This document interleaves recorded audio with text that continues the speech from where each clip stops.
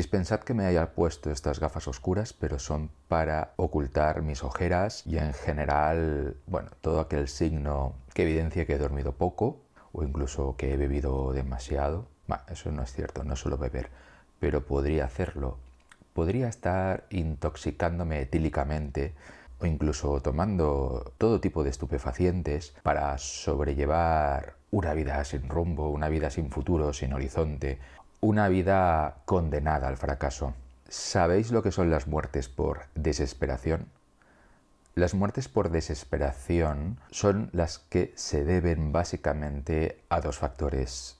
Uno, el suicidio. Dos, la sobredosis por alcohol y drogas. Es decir, son muertes sobrevenidas fundamentalmente por un contexto o una biología que resultan insoportables. Y curiosamente, esta clase de muertes están aumentando de forma significativa en blancos no hispanos de Estados Unidos.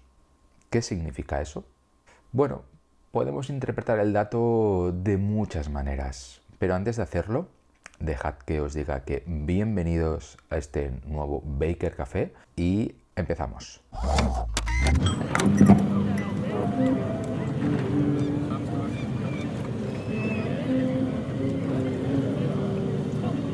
Antes de seguir con el estudio, me gustaría enseñaros el fragmento de una película. Es una de mis películas favoritas y este en concreto es un fragmento que me encanta. Me puso los pelos de punta cuando lo vi por primera vez. Es la película El indomable Will Hunting. Que venga aquí no significa que sea un genio, pero reconozco que soy muy listo. ¿Qué tal? ¿Cómo te va? Muy bien, ¿y a ti? Cuando quieres, Perdona, ¿a qué clase les has dicho que ibas? Historia. Sí. Ah, vaya, ¿historia a secas? Debía tratarse de historia general, ¿eh? Sí, claro, general. Deberías apuntarte. Muy bien. Está bien, es una clase divertida. ¿Y a ti te gustó? Bueno, te seré sincero, la encontré un poco, ya sabéis, algo elemental. Elemental, Sí. de eso no hay duda. Ya. Yo aún recuerdo esa clase. La daban justo entre el descanso y la comida. Claro, ¿por qué no te vas y nos dejas en paz? Nena, no te agobies. ¿Por qué no te largas de Solo una me vez? divierto con mi nuevo amigo, nada más. ¿Estás buscando problemas? No entiendo. No quiero problemas. Tan solo esperaba que pudieras darme tu opinión sobre la evolución de la economía de mercado en las colonias del sur. Yo opino que antes de la Guerra de la Independencia, los modelos económicos, especialmente en las colonias del sur, se caracterizaban en su mayor parte por seguir un Aclaremos, patrón eso es solo una ¿vale? opinión. Supongo que eres un estudiante de primer curso y que acabas de leer a algún historiador marxista, a Pete Garrison, probablemente. Y estarás convencido hasta que el mes que viene leas a James Lemon. Entonces empezarás a decir que las economías de Virginia y Pensilvania se basaban en contratos y ya eran capitalistas en 1740. Hasta que el año que viene aparezcas por aquí vomitando a Gordon Booth, hablando sin parar de la utopía prerevolucionaria y los efectos en la economía de las movilizaciones militares. Pues en eso te equivocas, porque Booth subestima drásticamente el impacto en la sociedad. Booth subestima drásticamente el impacto de las desigualdades sociales basadas en la riqueza, especialmente la riqueza heredada.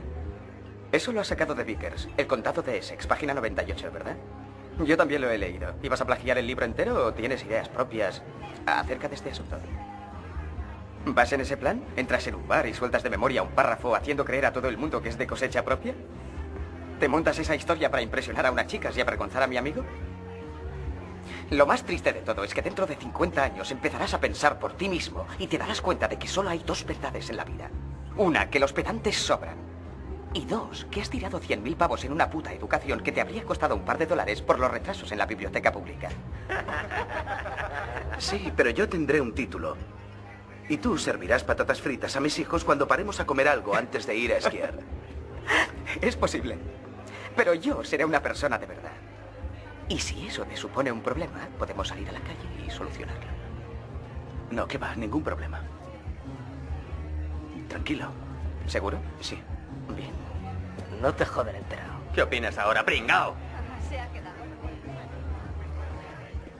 Aquí Will Hunting tenía razón, probablemente tenía bastante razón, pero en el fondo su agresividad quizá también nacía del hecho de que su adversario también tenía razón.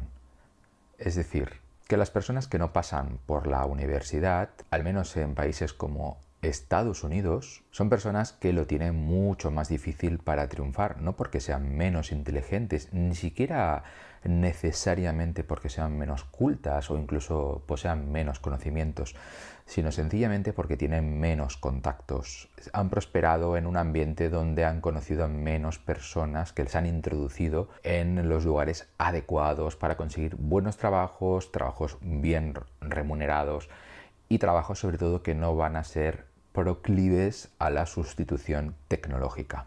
Es decir, que en el fondo Will Hunting, aunque es un genio, aunque seguramente le da sopas con onda a ese pijo de universidad, el pijo de universidad va a continuar ganando mucho más dinero y va a tener un trabajo estable, difícilmente proclive a la sustitución tecnológica, a la sustitución por algoritmos. Y sí, Will Hunting seguirá siendo una persona, pero una persona difícilmente puede vivir día a día simplemente con sus ideales. Y cuando todo un país, toda una sociedad, todo un sistema económico le da la espalda, puede ser que no tenga recursos emocionales, cognitivos, intelectuales suficientes como para sobrellevarlo. Y eso puede hacer que se incline hacia conductas de riesgo o hacia una especie de autodestrucción en forma de consumo compulsivo de estupefacientes o de alcohol, o incluso eso puede conducir al suicidio. Como decíamos, este tipo de muertes están aumentando de manera bastante importante en países como Estados Unidos y están aumentando en el segmento de blancos no hispanos, concretamente blancos no hispanos que carecen de título universitario. Y sin embargo, esta clase de muertes está disminuyendo en los blancos no hispanos que sí que tienen título universitario. En negros e hispanos en general, la mortalidad está cayendo independientemente del nivel educativo. Y una parte importante de este aumento de la mortalidad en blancos no hispanos se debe a las muertes por desesperación, que además son mayores en los hombres blancos no hispanos que en las mujeres.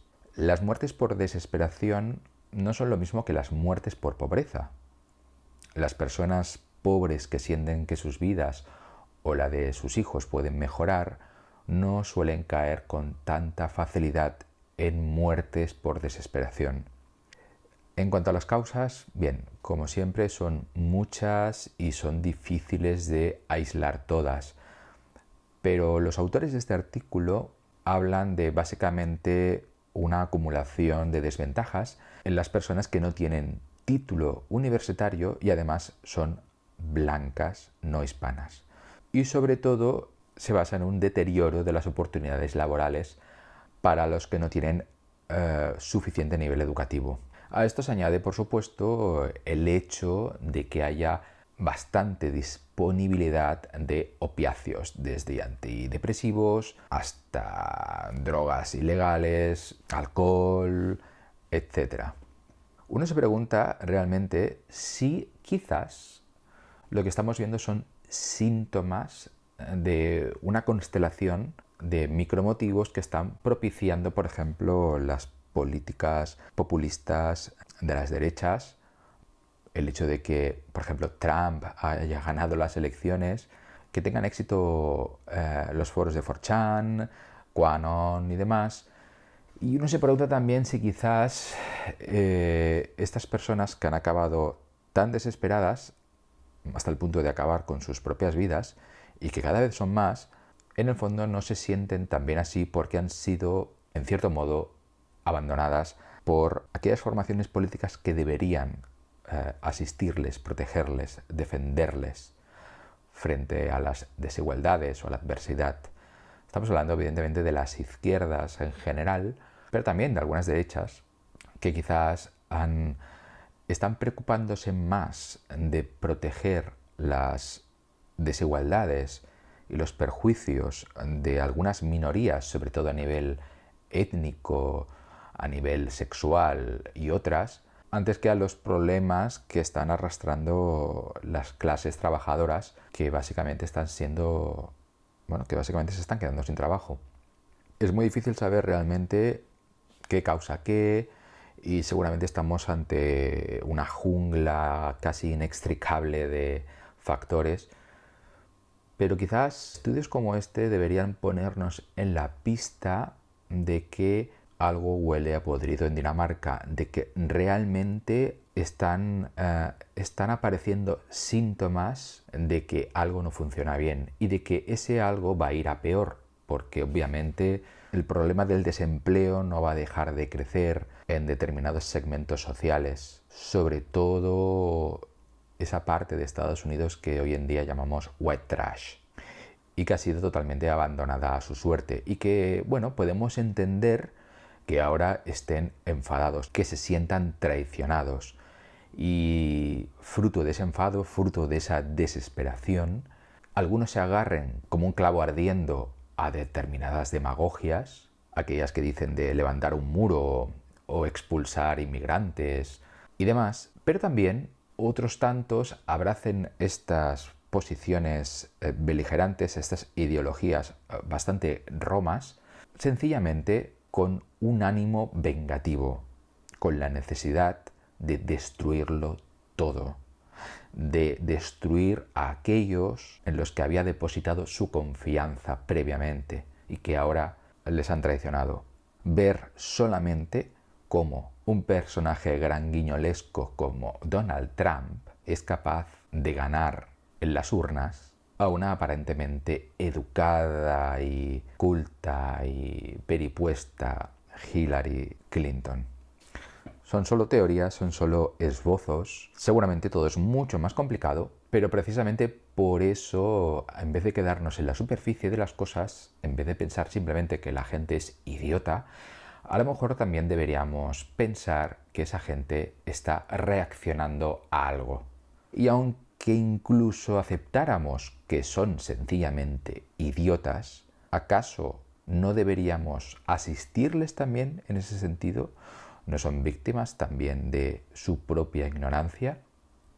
En fin, os dejo estas reflexiones para que le deis al coco y nos vemos en la próxima edición de este Baker Café, que ya os adelanto que va a ser muy especial y, bueno, ligeramente festivo. Ya veréis por qué.